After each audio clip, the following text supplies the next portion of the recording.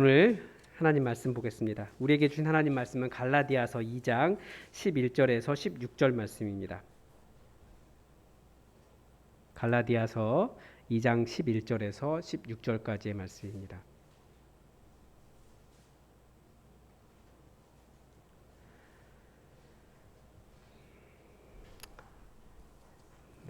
우리 신약성경 303면에 있는 갈라디아서 2장 11절에서 16절까지의 말씀을 다 함께 받들어 읽겠습니다. 게바가 안디옥에 이르렀을 때 책망받을 일이 있기로 내가 그를 대면하여 책망하였노라. 야고보에게서 온 어떤 이들이 이르기 전에 게바가 이방인과 함께 먹다가 그들이 오매 그가 할례자들을 두려워하여 떠나 물러가매 남은 유대인들도 그와 같이 외식함으로 바나바도 그들의 외식에 유혹되었느니라.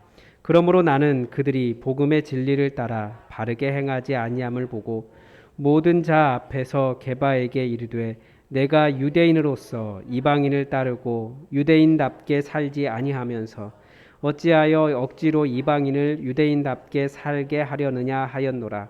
우리는 본래 유대인이요 이방 죄인이 아니로되 사람이 의롭게 되는 것은 율법의 행위로 말미암음이 아니요 오직 예수 그리스도를 믿음으로 말미암는 줄 알므로 우리도 그리스도 예수를 믿나니 이는 우리가 율법의 행위로서가 아니고 그리스도를 믿음으로써 의롭다함을 얻으려 함이라. 율법의 행위로서는 의롭다함을 얻을 육체가 없느니라. 아멘. 오늘은 믿음으로 의롭다함을 얻는다라고 하는 제목으로 하나님 말씀 증거하겠습니다. 우리는 교회 안에서 크고 작은 갈등들을 겪죠. 갈등은 부정적인 면도 있고 사실 긍정적인 면도 있습니다. 일단 부정적인 면은 갈등을 겪으면 괴롭습니다. 때로는 더 이상 그 사람을 만나지 못하게 되는 그런 계기도 됩니다. 반대로 긍정적인 면은 혹시나 나에게 어떤 문제가 없을까 자기 자신을 반성하게도 되고 다른 사람에 대한 수용성도 커집니다. 그리고 갈등을 하면서 뭔가 좀 다른 단계로 넘어가요. 관계에 있어서. 사실 교회의 존재 목적이 이것이라고도 볼 수 있습니다. 우리는 다 다릅니다. 서로 달라요. 생각도 다르고 삶의 방식도 다르고 말하는 방식도 다르고 이해하고 수용하는 능력도 다 다릅니다. 그런데 교회는 뭐라고 이야기하냐면 맞다, 다 다르다, 안 맞는다. 그렇기 때문에 갈라져야 된다. 이게 아니고 바로 그 사람과 하나를 이루라는 것이 우리 교회를 세우신 존재 목적이라는 겁니다. 굉장히 어렵죠. 세상과는 완전히 다릅니다. 근데 하나를 이루는 것도 그냥 되는 것이 아닙니다. 아주 근본적인 일치가 있어야 가능합니다. 그 근본적인 일치가 무엇인지 오늘 말씀에서 조금 배울 수 있습니다. 먼저 오늘 본문을 보면 갈등부터 시작해요. 그것도 누구와 누구의 갈등입니까? 게바와 사도 바울의 갈등입니다. 여러분 게바가 누굽니까? 베드로죠. 베드로인데 예수님의 수제자였고 예수님에 대해서 가장 잘 알고 어떻게 보면 모든 교회의 출발점과 같은 위대한 사도였습니다. 교회가 세워진 모든 교회들이 우리 어머니 교회 예루살렘 교회라고 얘기했는데 그 예루살렘 교회의 지도자였어요. 그런데 그런 게바를 사도 바울이 야단을 쳤다는 거예요. 본문에 보면 그냥 예단친 것도 아니고 사람들 다 있는 데서 아주 심하게 막 뭐라고 한 거예요. 저는 이 부분을 보면서 정말 위로를 많이 받았습니다. 교회 안에서 흠도 티도 없는 완벽한 분들만 교회 안에 있는 줄 알았는데 가장 위대한 사도 베드로조차도 연약함과 실수가 있었다라는 것이 얼마나 위로가 되는지 모르겠습니다. 저는 저만 흠과 티와 실수와 미숙함이 가득한 줄 알았거든요. 그런데 왜 싸웠습니까? 사실 싸운 게 아니에요. 싸운 게 아니고 바울이 베드로에게 일방적으로 막 뭐라고 한 겁니다. 사람들 앞에 있는데 다 완전 망신을 주었습니다. 베드로가 자존심이 많이 상했겠죠. 그만큼 사도 바울도 너무나 화가 났다라는 거예요. 절대 타협할 수 없는 문제를 이 베드로가 타협하고 있었기 때문입니다. 베드로가 최고의 사도로서 지금까지 해온 일이 있는데 존경은커녕 앞으로 고개도 못 들고 다닐 것만 같이 그렇게 야단을 쳤습니다. 그런데 그게 뭡니까? 어이없게도 밥 먹는 문제였습니다. 누구랑 밥 먹느냐? 이 게바가 안디옥에 왔습니다. 안디옥은 여러분 보시기에 이렇게 이스라엘이 여기 있고 위쪽으로 이렇게 가면 이렇게 뾰족하고 그 다음에 유럽이 시작되잖아요. 그 터키, 튀르키예 그 지역입니다. 끝이에요. 보통 베드로는 유대인의 사도다 해서 이스라엘 유대인들을 내게 복음을 전했고, 이 튀르키예 맞죠? 튀르키예까지 온 것은 예루살렘 교회가 모든 교회 모교회로서 지금 이 안디옥 교회, 이방인 교회가 어떻게 성장하고 있는지, 복음이 전해지고 있는지 그것을 확인하고 경력차 방문한 것일 거예요. 그래서 당연히 안디옥 교회 지도자들과 식사를 하고 있었습니다. 그런데 야고보에게서 온, 이 야고보가 아마 예수님의 동생 야고보일 가능성이 많이 있겠죠. 첫 번째 야고보는 일찍 순교를 했으니까. 이 야고보에게서 온 사람들이 그곳에 도착을 했습니다. 그랬더니 베드로가 그 자리를 떠버린 거예요. 일단은 안디옥 교회 지도자들이 굉장히 당황했겠죠. 그런데 그 자리를 주선했을 바나바도 안디옥 교회 지도자니까 바나바도 베드로를 따라서 그 자리에서 일어섰습니다. 그런데 베드로가 이렇게 한 이유가 무엇입니까? 12절에 보니까 그가 할례자들을 두려워하여 떠나 물러갔다라고 가르쳐주고 있습니다. 그러니까 베드로에게 어떤 두려움이 있었습니다. 그게 뭡니까? 일반적으로 유대인은 이방인들과 식사를 함께 하지 않았습니다. 더 정확하게 말하면 이방인과 상종하지 않았습니다. 그들에게는 그것이 무엇이었습니까? 거룩이었어요. 자기의 거룩함을 지켜내는 게 그 사람들과 밥 먹지 않는 거예요. 교제하지 않는 거예요. 이게 어느 정도의 감성일까? 제가 이렇게 좀 생각을 해보고 찾아보니까 실제로 최근 교회사에서 교회 역사 기니까 최근이라고 해도 벌써 70년 정도 된 거니까요. 교회사에서 이런 문제가 한번 발생한 적이 있습니다. 전 세계 교회는 가끔 모여서 이렇게 선교 대회를 하고 전 세계의 움직임을 성경적으로 고찰해 보면서 성경은 과연 세계의 움직임에 대해서 뭐라고 말하는가, 이런 토론을 하는 시간들, 교회 회의가 한 번씩 있습니다. 개신교회가 그런 게 있었는데 1940년대 말에 세계 그런 선교 대회가 있었습니다. 그런데 러시아 정교회 사람들이 오겠다고 한 거예요. 미국에. 그때가 이게 냉전 체제가 막 시작되어서 이렇게 막 싸우기 시작한 때였거든요. 그러니까 미국의 복음주의자들 중에 어떻게 공산주의자가 기독교인일 수 있느냐며 그 선교 대회를 거부하고 새로운 교회 협의회를 만들었던 것 같습니다. 여러 이야기가 있지만 저는 이 문제가 이 WCC 갈등 다 알고 계시죠. 거기에 근본적인 원인이라고 생각합니다. 절대 우리 뭐라고 할까요? 자유주의자들이라고 얘기할까요? 민주주의자들과 공산주의를 함께 할 수 없다. 이게 이제 있었던 거예요. 아마 그 정도의 거부감이 아니었을까, 그런 생각이 듭니다. 그러니까 아마 유대인들이 이방인들과 함께 할 수 없다, 그들과 밥도 먹을 수 없다, 그들 마음속 가장 깊은 곳에 박혀있는 생각은 쉽게 벗겨지는 것이 아닙니다. 지금 시대로 말하면 우리 많은 교인들이 동성애자들과 함께 밥 먹는다, 그러면 어떤 생각이 들까요? 제가 동성애자들과 막 밥 먹고 있는데 여러분 중에 누가 왔어요. 아니면 교회에 굉장히 권위 있는데 보수적인 분이 오셨어요. 제가 어떻게 할까요? 분명히 저도 그 자리를 아마 일어날 것 같아요. 그런 것과 좀 비슷한 거죠. 그런데 사실은 사도 베드로가 이미 이방인과 함께 밥 먹은 일이 있습니다. 사도행전 10장 11장에 보면 이방인 선교는 하나님께서 시작하신 일이었습니다. 사도 바울이 이방인 선교를 먼저 시작한 것이 아니라 이방인 선교는 사도 베드로가 먼저 시작했습니다. 욥바라고 하는 곳에서 기도할 때 환상을 보았습니다.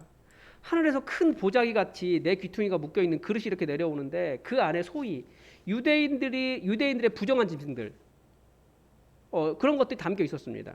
그때 들린 음성이 뭡니까? 베드로야, 일어나 잡아 먹어라.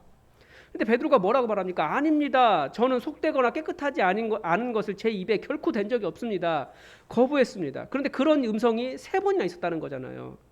그리고 그 환상을 깨보니까 가이사랴에서 고넬료라고 하는 이방인이 베드로를 찾으러 사람을 보낸 거예요. 환상을 보고. 그리고 이방인 고넬료의 집에 가서 복음을 전할 때 성령님께서 그들에게 임하셨습니다. 그래서 사실 이방인 선교는 성령님께서 하신 거고 그 일을 처음에 문을 연 사람은 베드로였더라는 거예요. 그런데 그러면서 그 모든 영광을 하나님께 올려드렸는데 베드로도 이미 알고 있었다라는 거죠. 이방인은 속된 존재가 아니에요. 성령님께서 거룩하게 하신 그리스도인이었습니다. 하나님께서 거룩하게 하신 사람들입니다. 그래서 사도 바울은 이것을 베드로의 위선이라고, 외식이라고 사람들 앞에서 크게 야단을 친 겁니다. 14절에 보니까 뭐라고까지 이야기합니까? 이 행동이 복음의 진리를 따른 것이 아니다라는 겁니다. 여러분, 복음의 진리가 무엇입니까? 성경은 복음을 여러 가지로 이야기하고 있는데 오늘 본문 16절에서는 이렇게 이야기합니다. 사람이 의롭게 되는 것은 율법의 행위로 말미암음이 아니요 오직 예수 그리스도를 믿음으로 말미암는 줄 알므로 우리도 그리스도 예수를 믿나니. 그러니까 사람이 의롭게 되는 것은 예수 그리스도를 믿음으로 말미암습니다. 사도 바울도 베드로도 율법으로 얻을 수 없는 것을, 그 의를 율법으로 얻을 수 없는 것을 알기 때문에 예수 그리스도를 믿습니다. 우리는 예수 그리스도를 믿음으로 의롭게 여기를 받습니다. 반대로 우리의 어떤 행위로 의롭다고 여김을 받을 수 없다라는 거죠. 사도 바울이 그런데 하나님 앞에서 의롭다고 주장한 것이 뭡니까? 사도 베드로가 혈통이었어요. 사도 바울은 그럼 뭐라고 합니까? 자기들이 혈통으로는 아무런 문제가 없다. 그러나 오직 예수 그리스도를 믿음으로 말미암는 줄을 알기 때문에 우리도, 베드로도, 바울도, 야고보도, 유대인 그리스도인들도 모두 예수 그리스도를 믿는다라고 고백을 하고 있는 겁니다. 이 고백이 왜 그렇게 중요합니까? 제가 막 찾아봤어요. 생각을 해봤어요. 이렇게 거룩의 근거가 완전히 달라진 거예요. 우리가 거룩을 뭐라고 생각합니까? 나 깨끗한 거라고 생각하잖아요. 거룩의 의미가, 그런데 나 깨끗해졌다라고 하는 말은 어떤 뜻이냐면 내가 거룩해졌기 때문에, 깨끗해졌기 때문에 하나님께 용납받습니다, 이런 뜻 아닙니까? 아니면 내가 이렇게 깨끗하기 때문에 용납받을 자격이 있습니다 라고 말하는 것입니다. 그러나 용납의 근거가 뭐라고 이야기하는 겁니까? 우리의 어떤 선함, 깨끗함, 잘함 이런 것이 아니고 오직 예수 그리스도를 믿음이다 라고 이야기하는 겁니다. 그렇기 때문에 우리는 사탄의 참소를 이길 수 있습니다. 사탄이 끊임없이 우리 안에 공격하는 것이 뭡니까? 너는 거룩하지 않아. 내가 네 마음 다 알아. 나는 네가 어젯밤에 한 일을 다 알고 있다. 사탄이 그런 거잖아요. 너는 부족해. 너 하는 짓 봐라. 하나님께서 너 용납하시겠냐? 언제나 부끄럽지. 그게 우리의 모습이에요. 설마 저만 이런 소리 듣는 거 아니죠? 네. 거룩의 근거가 달라진 거예요. 나에게 있지 않아요. 나는 원래 그런 사람이에요. 그렇기 때문에 예수님을 믿음으로써 예수님께서 구원해 주셨다는 것이 은혜의 소식인 거예요. 나를 의지했다라고 하면 맨날 부족했을 거예요. 거룩의 근거가 달라졌어요. 완전히. 하나님께서 나를 용납하시는 근거가 달라졌어요. 나의 의로움, 나의 무슨 선함, 잘함이 아니라 예수 그리스도를 믿음이에요. 둘째는 이방인이 부정한 것이 아니고 나도 거룩한 것이 아니라는 것을 다시 깨달을 수 있어요. 이 종교 안에서 자부심이 생기면, 그러니까 뭔가를 잘한다라고 하는 자부심이 생기면 나는 좋은 사람, 저 사람은 조금 부족한 사람이라는 구분이 발생합니다. 그래서 어떻게 그리스도인이 그럴 수 있냐고. 우리 그런 말 잘하잖아요. 근데 유대인은 그나마 자기들이 잘한다라고 말한 게 뭐였습니까? 혈통밖에 없었어요. 그 혈통이 뭐라고? 조금 잘하면 할례 행한 거. 그게 뭐라고? 그래봐야 요즘 새벽에 예레미야서 보고 있는데 예레미야서에서 나오는 대로 유대인들 나쁜 짓은 다 하고 다니잖아요. 그러면 자기 하나님의 백성이래요. 그게 뭐가 거룩입니까? 거룩의 수준은 절대, 거룩의 수준이 너무 높기 때문에 절대 그 하나님의 거룩함을 인간이 만족시킬 수 없습니다. 그래서 오직 예수 그리스도를 믿음으로 말미암는다라고 하는 뜻은 인간이 다 죄인이라는 거예요. 또 이 복음은 두려움이 사라집니다. 12절에 보면 사도 베드로가 밥 먹다가 물러선 이유는 두려워서입니다. 복음을 따르지 않기 때문에 밥 먹는 게, 이방인들과 밥 먹는 게 두려운 일이 되었어요. 그러나 복음을 따랐다면 그것은 전혀 두려워할 일이 아니에요. 복음의 진리를 알기 때문에. 복음이 아니라 혈통을 따라가려고 하니까 순수 혈통들에게 부끄럽고 그들이 어떻게 생각할까 두려웠던 겁니다. 또 두려움이라는 것은 뭡니까? 그 거룩하다라고 하는 그룹에서 쫓겨날까 봐요. 거부당할까 봐. 근데 그런 걱정하지 않아도 돼요. 복음은 뭐라고 이야기합니까? 우리가 어디에 속했다고 이야기해요? 우리는 하나님의 가족이 되었다라고 이야기합니다. 그래서 우리는 하나님을 아버지라고 부릅니다. 이것보다 더 좋은 소속이 어디 있습니까? 우리는 하나님의 가족이에요. 쫓겨나지 않아요. 내 행위를 의지할 때만 쫓겨나요. 넷째로 교회가 무엇을 기준으로 삼아야 하는지를 보여줍니다. 설교를 시작할 때 갈등에 대한 말로 시작을 했습니다. 갈등은 다름 혹은 다름이 가진 자부심 여기에 근거하는 것 같습니다. 베드로도 야고보에게서 온 사람들이 다 혈통이 할례가 자부심이었고 우월감이었습니다. 살 조금 잘라낸 것이 뭐가 그렇게 자부심입니까? 그게 뭐라고? 그런 거죠. 교회가 기준으로 삼아야 할 것은 오직 예수님을 믿는 믿음이지 다른 것이 아닙니다. 교회 안에는 사실 다양한 자부심이 있지 않습니까? 직분에 대한 자부심도 있고 자기가 잘하고 있는 봉사에 대한 자부심도 있고 자기 집안이 몇 대째 신앙이다 이런 자부심도 있고 어느 교단에 속했다 이런 것도 있고 다양한 교단분들 만나보니까 다들 교단에 대한 자부심이 대단하시더라고요. 그래서 장로교 통합 지금 맨날 장자교단이다 이런 이야기 하는데 그게 정말 쓸데없는 자랑이라는 것을 제가 정말 깊이 깨닫습니다. 오직 예수 그리스도를 믿고 있는가? 그거 하나 확인되면 우리는 예수 그리스도 안에서 하나를 이룰 수 있다는 거죠. 또 우리가 걸어야 하는 길이 무엇인지 그 복음의 길을 배울 수 있습니다. 14절에 보니까 바르게 행하지 않았다고 베드로를 야단치고 있는데 그럼 바르게 행하는 것이 뭡니까? 이 복음의 길이라는 거예요. 사람을 판단하고 용납하는 여러 기준이 있는데 바르게 행하는 것은 이 믿음을 가졌는가로 판단하는 겁니다. 이 믿음이라고 했지 단지 교회 다닌다가 아닙니다. 한국 교회도 오래되면서 이 믿음에 근거하지 않고 교회 다니는가로 사람을 판단하고 있습니다. 교회는 예수님 안 믿어도 다닐 수 있습니다. 정말 내가 예수님 때문에 용납받았다라는 것을 진짜로 믿는가?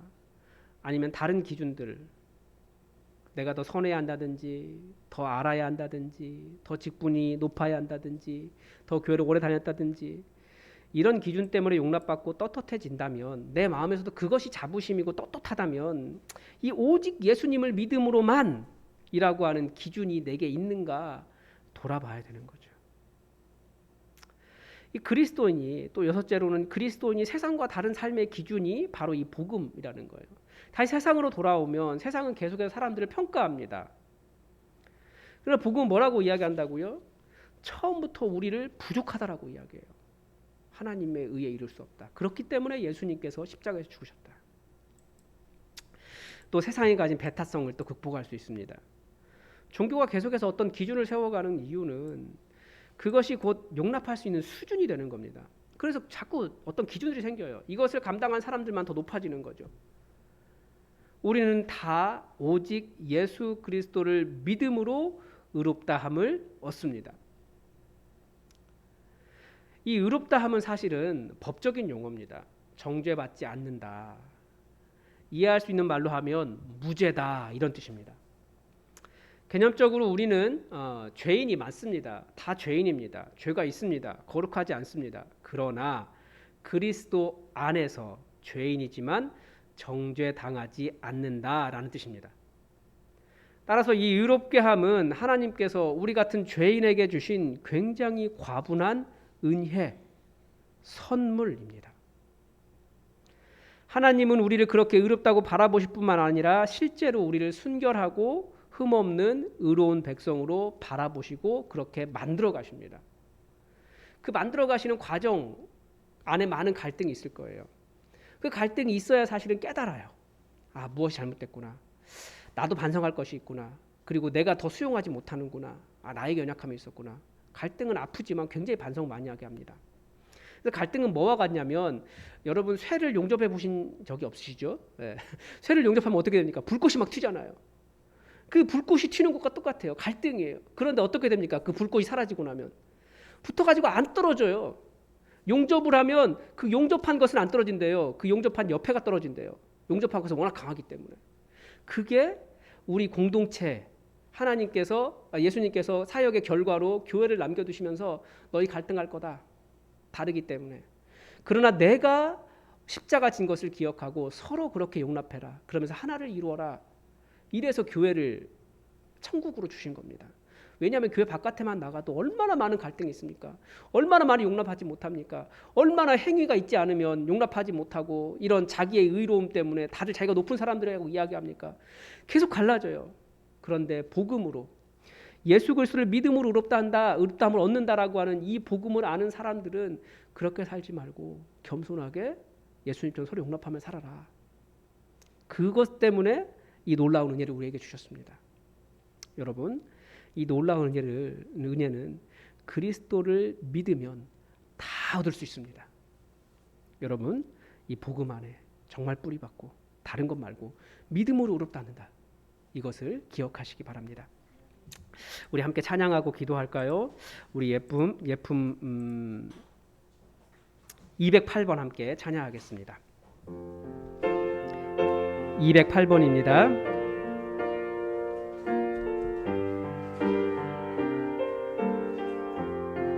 세상은 들리고 사람들은 변하여도 나는 주를 섬기리. 주님의 사랑은 영원히 변하지 않네. 나는 주를 신뢰해. 믿음은 흔들리고 사람들 주를 떠나도 나는 주를 섬기리.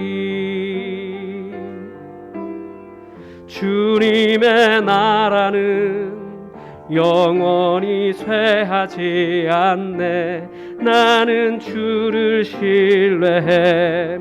오직 믿음으로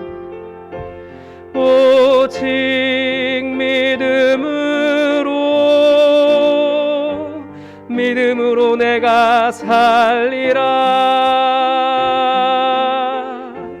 오직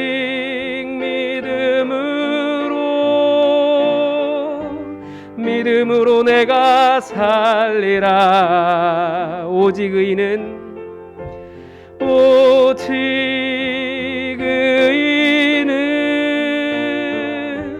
믿음으로 말미암아 살리라. 오직 의인은 믿음으로 말미암아 살리라. 우리 함께 기도하겠습니다. 여러분은 언제 나는 부족하다, 하나님께서 나를 용납해 주지 않으신다 느끼십니까? 그때가 다시 예수 그리스도의 십자가의 그 믿음을 의지할 때입니다.